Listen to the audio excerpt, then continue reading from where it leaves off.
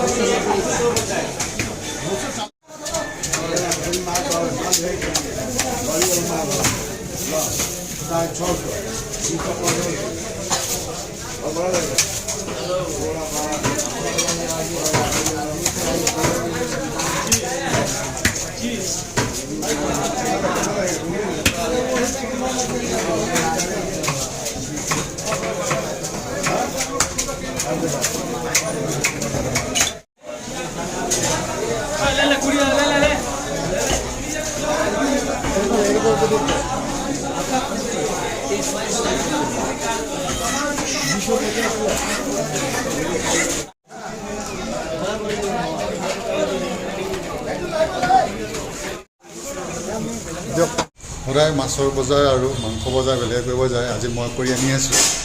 মানুহজনে কৈছে মই বোলে বেছি ভালকৈ বজাৰ কৰিব জানো সেইকাৰণে এইটো মাছ আৰু আমঠু লৈ আহিছোঁ ঠিক আছে দেখা যাওক আজি বনাই কেনেকৈ এবিধি আনিম বুলি ভাবিছিলোঁ 2 মিনিট লৈ আহিলোঁ মাছো লৈ আহিলোঁ মাংস নহয় আমঠু আৰু এইটো কি বুলি কয় লিভাৰ ঠিক আছে আপোনাক দেখুৱাম আজি ৰেচিপিটো সেইদিনাখনো কৈছোঁ যে দেখুৱাম বুলি এয়া মই আমটো বনাম মাছটো মই বনাম মই নাখাওঁ ঠিক আছে আৰু এখেতে এয়া লাগি আছে কাম ধাম ধুম বনাই আছে আজি ৰাতিপুৱা 8টা বজাত আহিছে ভিডিঅ' বনাবলৈ পাম বুলি হা এয়া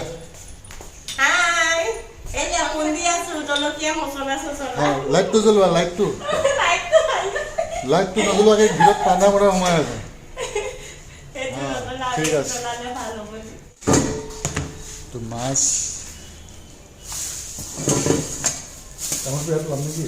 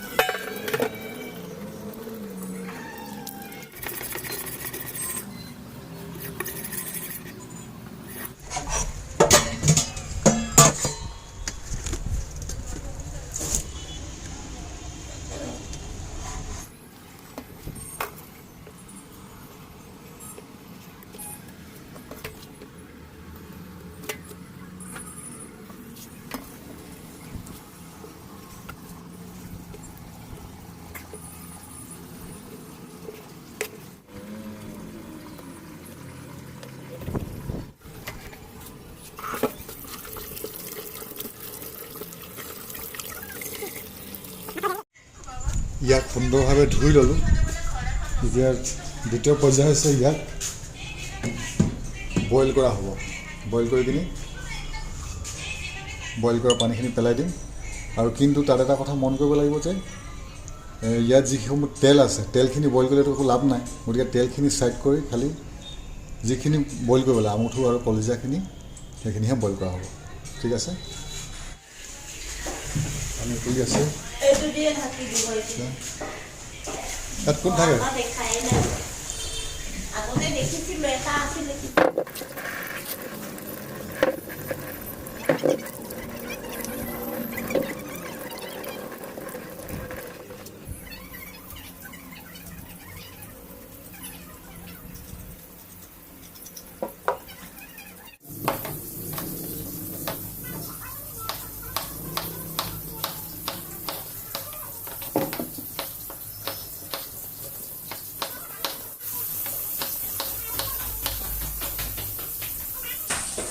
টকা কৈছে কালিও 20 টকা আজিও 20 টকা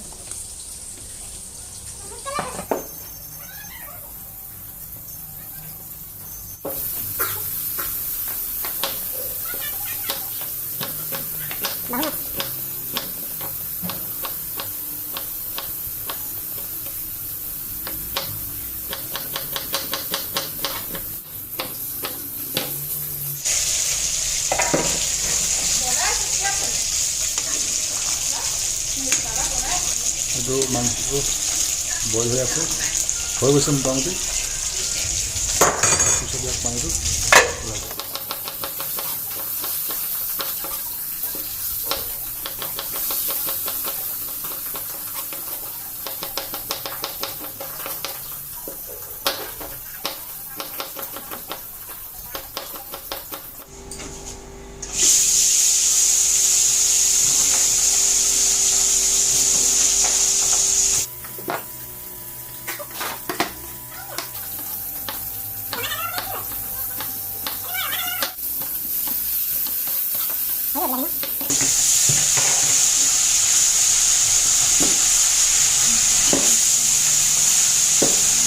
ফুলকৈ মাছৰ কাৰণে কাটছে নেকি মাছৰ কাৰণে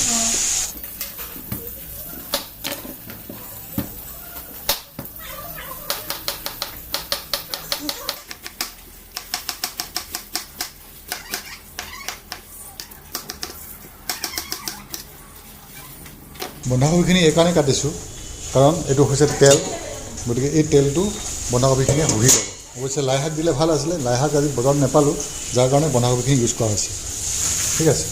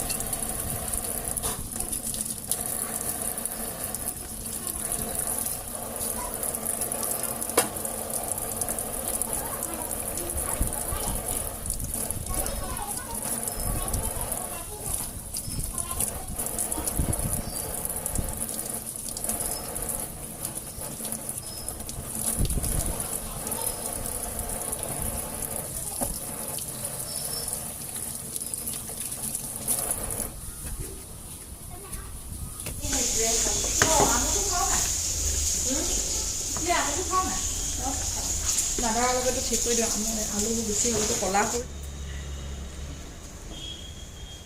এইটো দেই এইকেইটা দিব আপুনি এইকেইটা থৈ দিম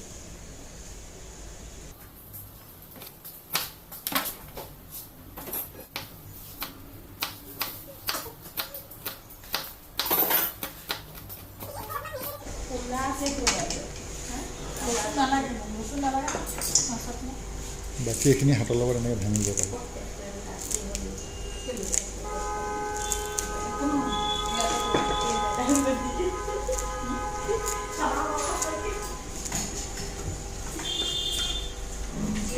জলকীয়া পেষ্ট কৰিছা এতিয়া দীঘল দীঘলকৈ দিম বুজি পালা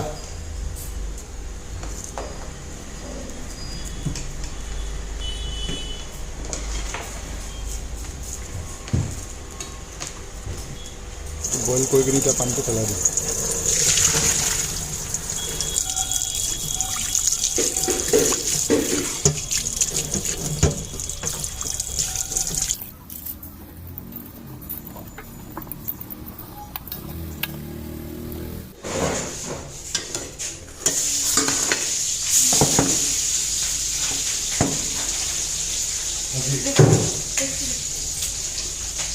মাংস এইখিনি তেলখিনি মছলা আৰু আলু এইকেইটা লৈ এতিয়া বনোৱা হ'ব।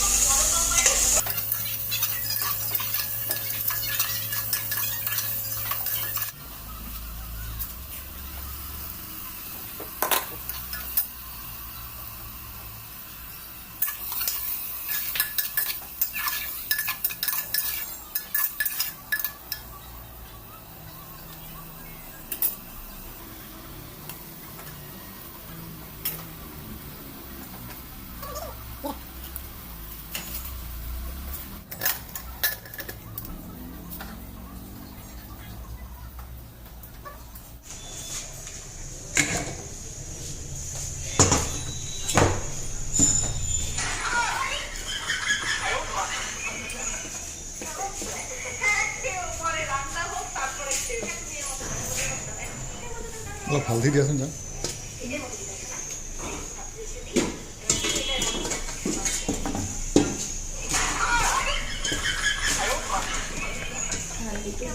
হৈ যাব নালাগে, 1 চামুচ অকণমান কমকৈ দিলে হ'ল।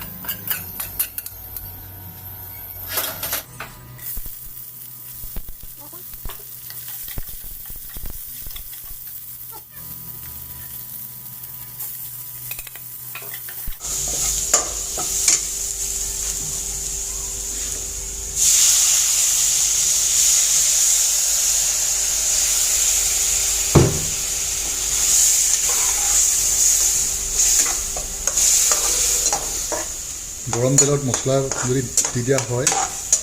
অলপ মছলাখিনি জ্বলি যাব, গতিকে মছলাখিনি দিও একো লাভ নহ'ব। সেইকাৰণে অলপমান পানী দি দিব লাগে,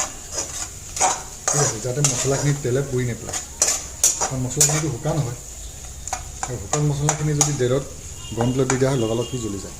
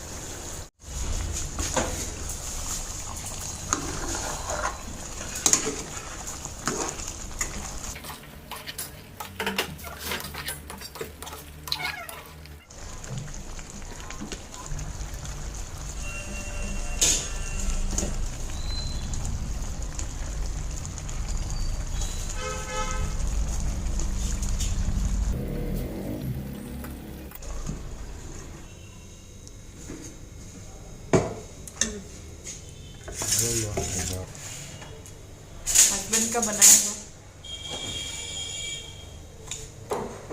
किन हिन्दीत को অসমীয়াত तमाम